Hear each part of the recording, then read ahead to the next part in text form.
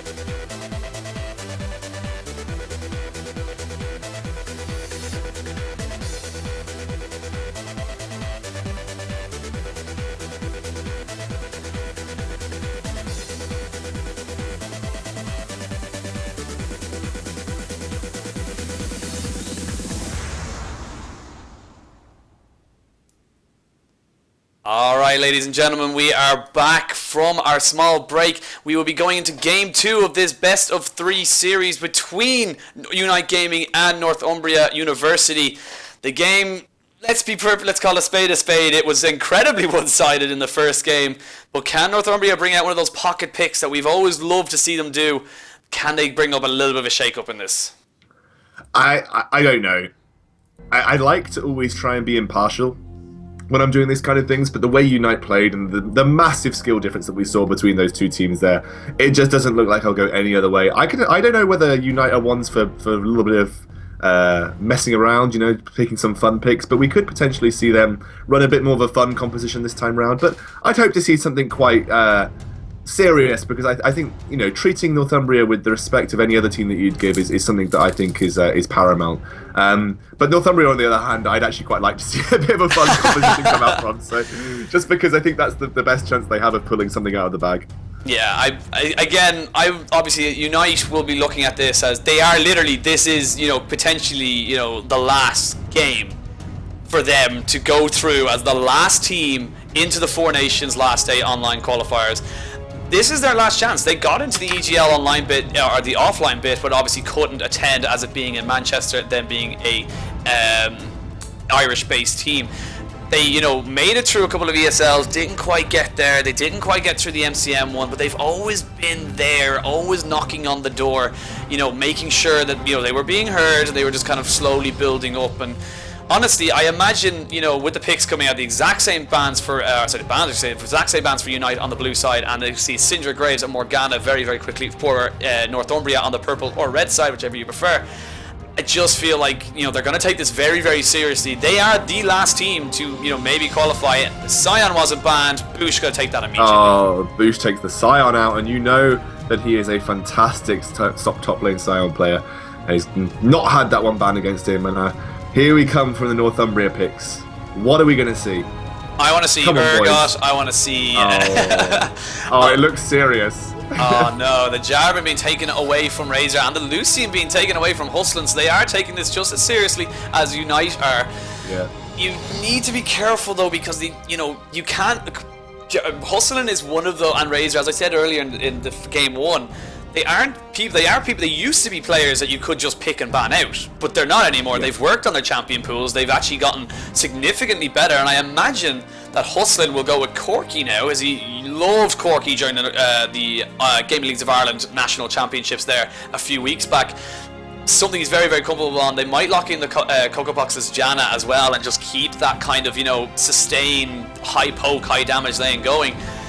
Interested to see what Limit might go with. He might go with Zed. I've seen him play before. Shaco might be brought out for Razor, and actually Razor mains Shaco, I'm almost certain. So it wouldn't be a troll pick essentially, because it's one of his most comfortable champions. And Shaco's interesting in the new jungle. A lot of people are actually banning him in solo queue purely for the fact, he's actually going to go for Xin Zhao.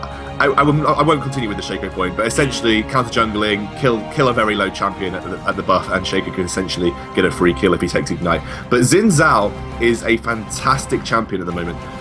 I think he's one of the best all-round junglers there is for the new patch. He's got incredible sustains with the use of his W. Every 3 auto attacks he gets health back. He gets a massive early presence in terms of ganks using that Audacious Charge and 3 Talon Strike. And actually he can clear the jungle without having to back, which is a key thing for him. He can take all of the buffs off the map in one go, which is actually something that you need to survive losing buffs or losing presence on the map. And I really love Xin Zhao in this current patch. I play Xin Zhao a lot at the moment. He's fantastic. And he's got that natural sustain, as we said. He doesn't have to go back. He's also got great gank pressure as well with his charge in and his knock up. We might see a Gragas now. That's something very interesting. And the Blitzcrank. I knew it would come out eventually. Oh, here we go. So it's going to be a mid lane Gragas and a support Blitzcrank. Honestly, Blitzcrank, even if they are taking it seriously, Blitzcrank is still perfect for their type of team. They need just to catch Unite out. Find someone, literally find them, grab them, bring them into the team, kill them, and then find an objective for that. So Blitzcrank is perfect. This isn't a troll pick. This isn't them trying to be funny. This actually works perfectly within their kind of style of play. So honestly, I don't see it. It's actually a battle of the hooks as we see Thresh and Blitzcrank going head to head. Yeah, I know Gragas has been picked up for the Northumbria team as well, so interesting to see where Gragas is going to move. Likely going to be a bit of a throwback to when Gragas was populating that top lane. May even see a full AP Gragas mid lane too. Urgot being hovered over here for hustling. I would be surprised, but also maybe not surprised. I imagine, yeah. So I would imagine he will go for the Corki, and they will lock in an Orianna mid lane. Possibly go with the Xerath, as Xerath was not banned. Maybe the see. I imagine if they are taking this seriously, I imagine Corki and Xerath be the two lock in. Actually, it might be Ezreal. Hussein is amazing at Ezreal, and Orianna, as I said earlier, will be another one as well. So they're going to go with that kind of just high poke and keep everyone safe, sustain lane. And as I said, Unite are not taking this lightly. They know they are within one game of qualifying. They want to make sure they give themselves the best chance possible. Please. The Teemo being hovered over here. Please be a real Teemo pick. That would make it. It would actually be a terrible pick against Sion. Because Sion's got the shield. Yeah, I mean, in essence, yes. If you look at it from that, but Sion cannot easily get onto the top of Teemo. Teemo's got that movement speed increase that he has passively. He also has it active, which gives him a bigger movement speed increase too. He can get out of the way of Decimate, basically, very easily. Also, he can continue to poke Sion out of lane, so Sion's shield cooldown definitely not longer than the auto attacks of Teemo. So Teemo's an interesting pick. If Sion gets his ultimate though and charges into lane, that's a dead Yordle. And actually Zed going to be locked in at the final moment. Yeah, so I'm actually wondering if that's going to be a mid lane Zed or a top lane Zed. Looking likely that it's going to be a mid lane Zed against the Orianna, and we see this combination. We saw it actually a lot through the kind of the end of season 3, start of season 4. Where, in the pro scene of LCS and the OGN and that, where Zed would be picked into an Orianna purely because her, you can negate her shield as much because you're obviously with your death mark, you're doing the added damage onto it. But, Enlimit, he's exceptionally comfortable on both Zed and Orianna, so he knows how Zed's mechanics works. He knows how to counter that with an Orianna. Plus, with hustling on, Ezreal with the Arcane Shift out, with Sion being able to give out, kind of kite and protection and everything like that, and Razor being able to jump on people, Zed mightn't have been the best pick unless he can get push in the lane and start to roam.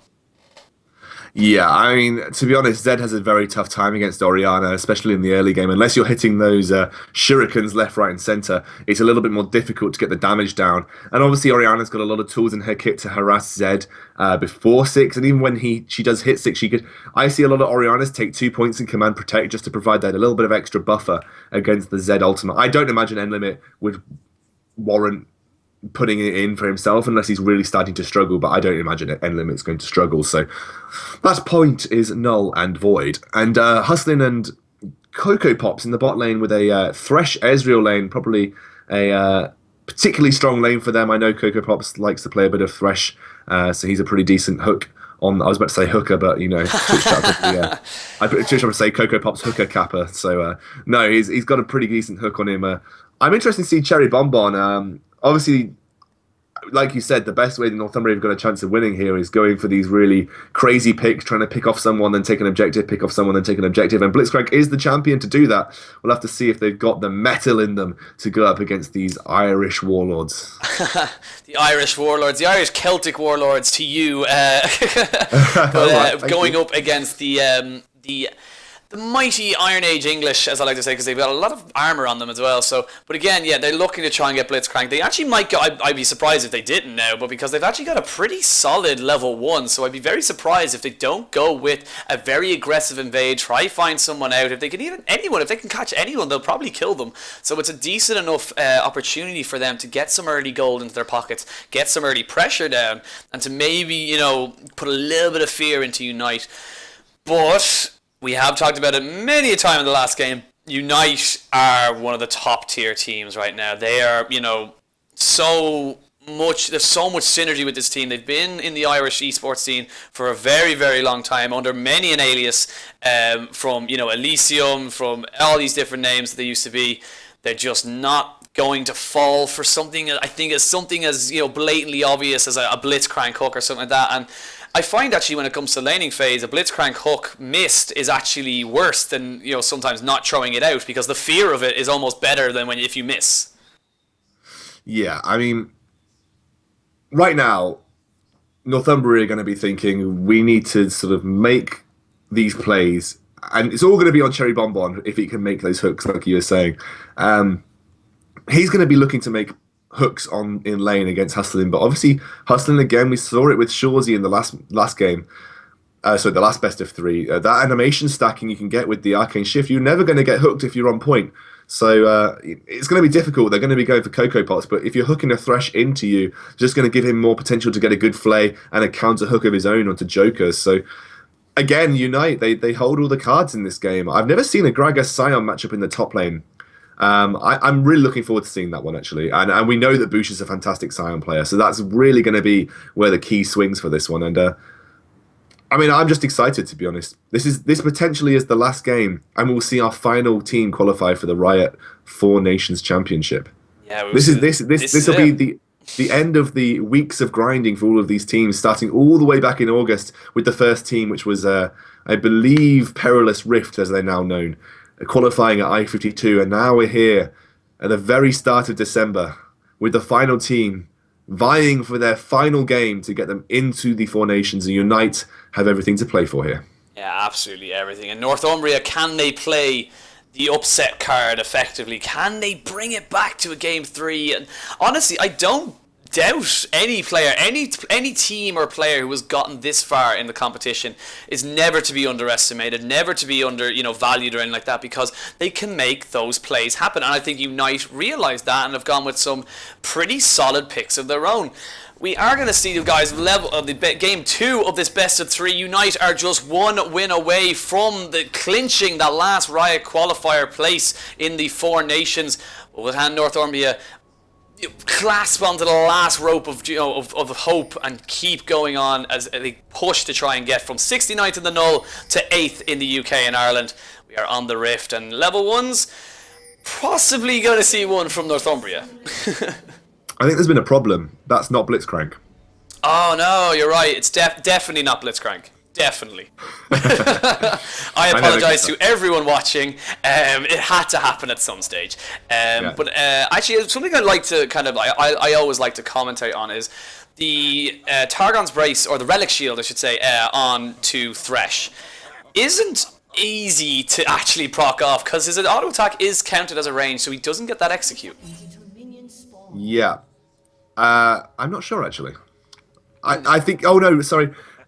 Thresh has to execute the minion himself, so he can't get the increased execute, so it doesn't count like that. But obviously, I would expect Cocoa Pops to be solid at last hitting, so that wouldn't be too much of a worry. Obviously, Blitzcrank, on the other hand, will get that execute. It's not actually too much of an issue these days, as a lot of supports are practiced at last hitting. And actually, look at Unite, they're not putting themselves in danger of an early Blitzcrank hook. They have warded up all of the key areas that Blitzcrank likes to get a hook into, and they've just made sure that no one is standing there. Yeah, no level 1 shenanigans now for Northumbria. They probably would have wanted a little bit of a, kind of a push or a little bit of a scare tactic, kind of the hook coming out, maybe burn a flash or something like that. But there's nothing there for them. They're actually going to go back in, maybe hook in the red buff. But again, we talk about this a lot where stealing a buff, is it worth it realistically? Because, you know, you don't really know if you want to get that one there. They actually are going to steal it. Means their bot lane is going to be very, very late to lane though. So it's very, very interesting.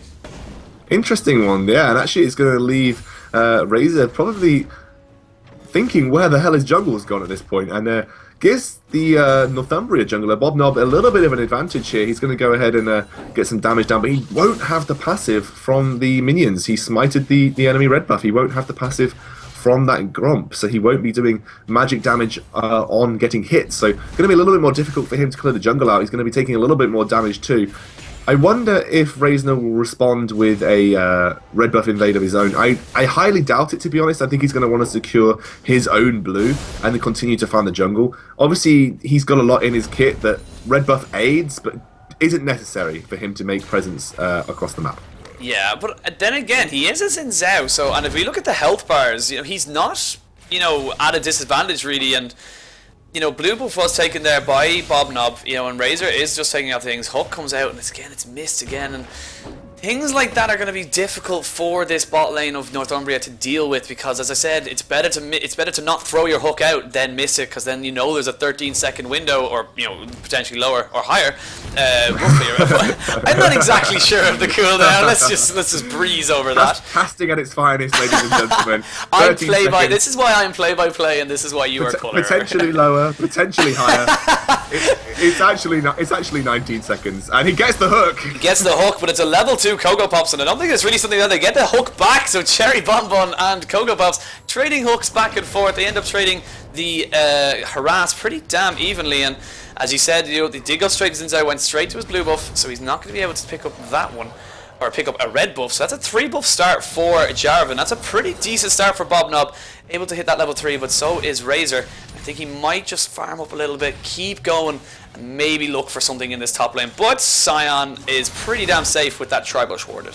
Yeah, I mean, I don't imagine Bob Knob's going to have an easy time getting ganks off here, especially against a Sion who is a fairly tanky champion in his own right. And look at Razor, he's trying to put his own pressure down, he's getting some deep wards out, and there's a ward in that Tribrush too, so Bob Knob also having gone so low from that jungle clear means he's going to have to back, and there's a lot of time for Unite to put down their lane dominance, and you can see in the bot lane it's already beginning to go that way. And a lovely hook onto DJ Joker. Great hook, a lot of harass. They're trying to trade it back, but that was threading the needle between the minions right there. Cocoa Pop showing that he's not just a one-trick pony with Janna either. He has got a champ pool to fear. And again, there's just this is what I expected in the first game, realistically, from Unite. Just these constant, you know, harass and stuff like that. Cherry Bonbon, that was more of a hopeful hook more than anything. But Unlimited and Tix going to be able to trade back and forth. And actually, it's Tix coming out ahead with the CS. But every other lane can't really say the same. Yeah, I mean, right now, you're just seeing Hustling. They've got a big mini wave. Oh, the hook nearly landing there. Joker has to be careful. There's still a pot for Hustling. Obviously, Joker has already burnt his Bonbon, looking to make a tower hook. I think that's the only way they're going to get a reprise in this bot lane. And it's definitely looking dire for them. But right now, the only person who's keeping up is Tix. And you would expect Tix to be behind against Enlimit, but Enlimit, I think, has been spending a lot of time putting damage down onto Tix, so trying to do the best he can. He's already burnt all of the pots. I think it's been a fairly duel-heavy mid lane right now, and Tix, he's going aggressive here. He's going aggressive.